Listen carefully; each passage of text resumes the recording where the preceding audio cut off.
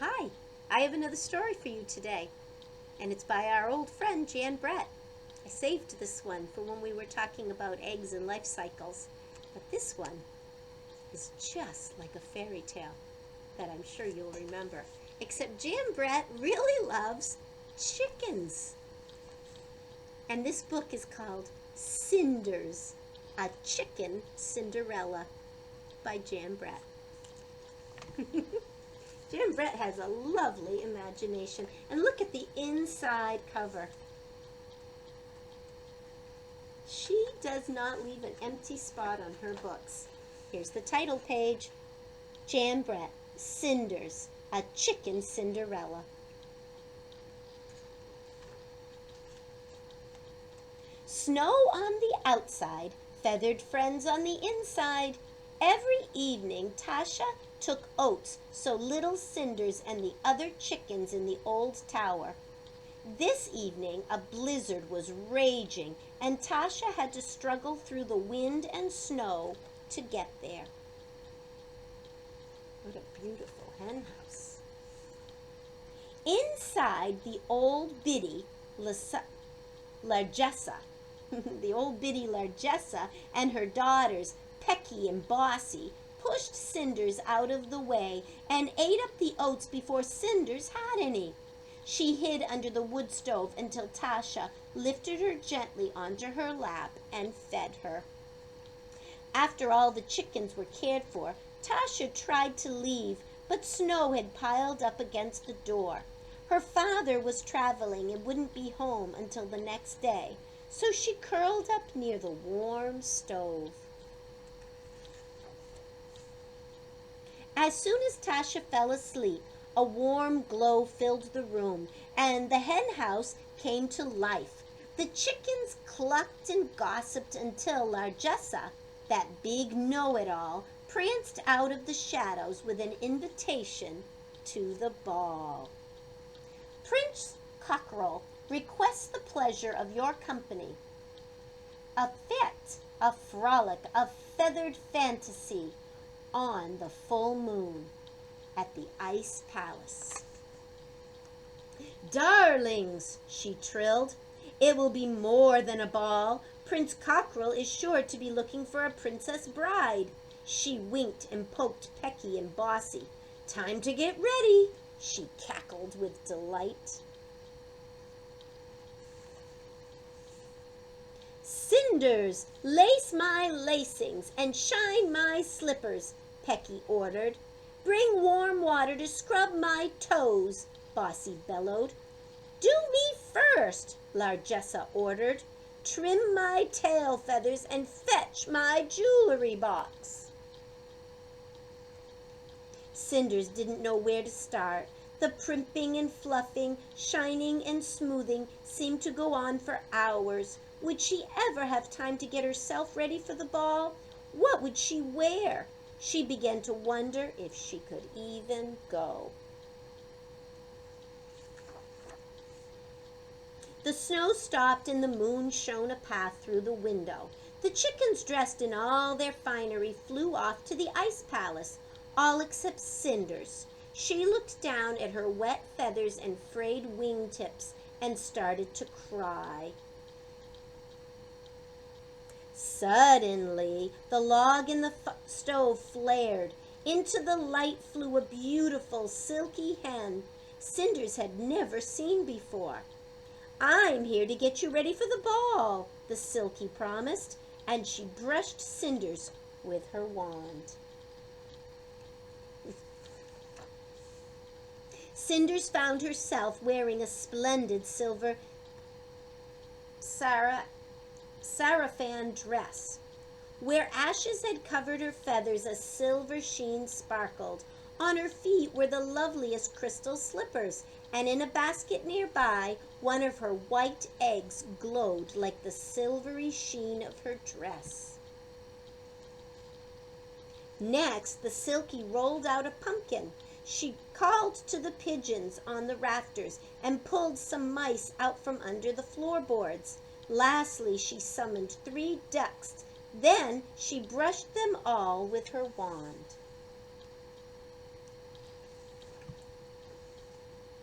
The pumpkin became a fine sleigh, the pigeons elegant footmen, and the mice in matching livery drove the oh my, never heard of that word, drove the troika of ducks, all in gilt harness. As they glided away through the wintry glade toward the ice palace, the Silky called out to Cinders, "My magic will only work until midnight. When the ice clock chimes 12, everything will be as before."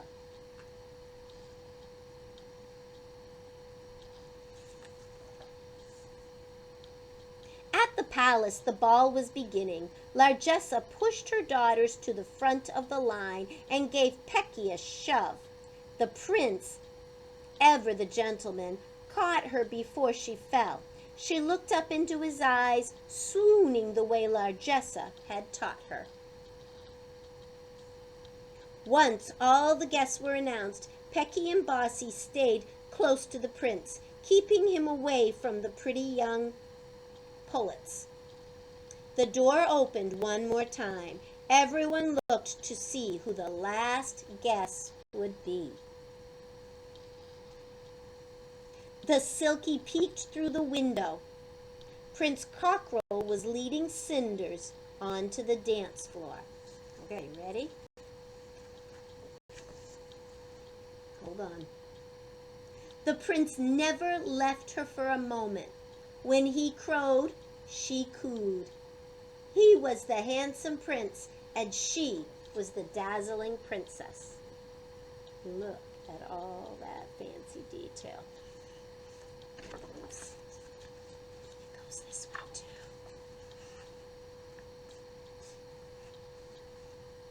The pullets, the hens, the cockerels, and the roosters all wondered who the graceful hen could be as she swirled around to the music.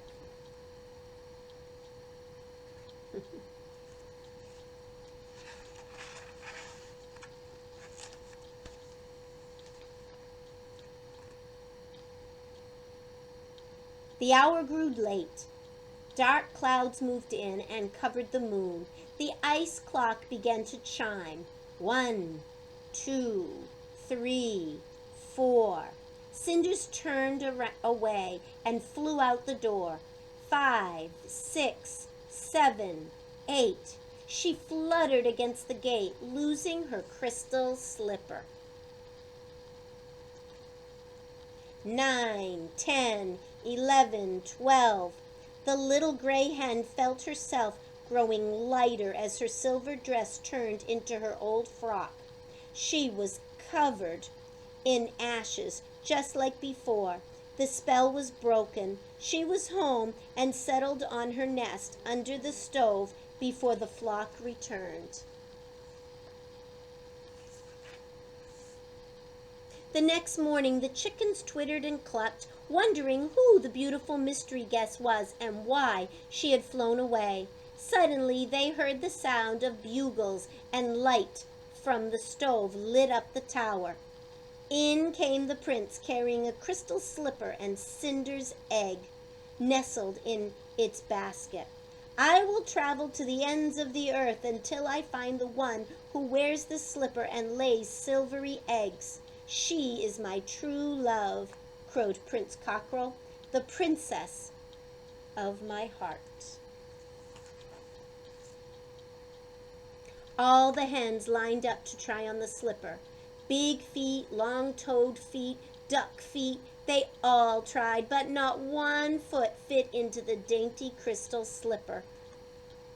When Pecky jammed her foot in, her toes buckled under, and she went off in a huff. Bossy's feathered foot was so large that she tried to hide it by pulling the slipper along with her big toenail.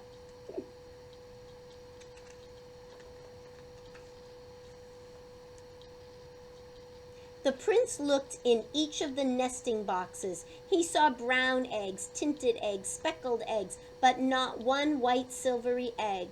As he was turning to leave, a luminous glow in a pile of straw under the stove caught his eye. Then he saw Cinders and beckoned her out from her nest. She looked up at the prince, and he stared into the eyes of his lady love. He knelt down and slipped the crystal slipper onto her foot. The prince had found his princess at last. Outside, bells rang as a sleigh arrived at the tower. Tasha's father flung open the door, awakening his sleeping daughter. "I thought I'd find you here among your feathered friends, Tasha," he said, revealing a handsome cockerel with a sweep of his arm. "He will be an elegant addition to our flock," he exclaimed. "He can live on the top floor with everything he needs, and maybe some company as well. Perhaps a pretty hen you have been talking about taking special care of." And from that day forward, the elegant Prince Cockerel and Princess Cinderella ruled the roost, and Tasha, especially on moonlit nights, tucked in her own bed, was sure she heard the sound of music and dancing coming from the hen house. Pretty special. And look at the back. That is a picture of Jan Brett. She is holding a rooster, like Prince Cockerel, and a hen, like Cinders. I told you she really likes chickens. And it says here, one day my editor and I were talking about chickens and what chickens are, what characters they are. I have a variety of chickens, and her friends next door have several. She was telling me how one, a beautiful cochin, was being picked on by two bossy hens. We looked at each other and we thought of Cinderella. So in her author's note, Jan Brett tells us how she came up with the story. Kind of fun. I hope you enjoyed it, boys and girls. I'll see you tomorrow.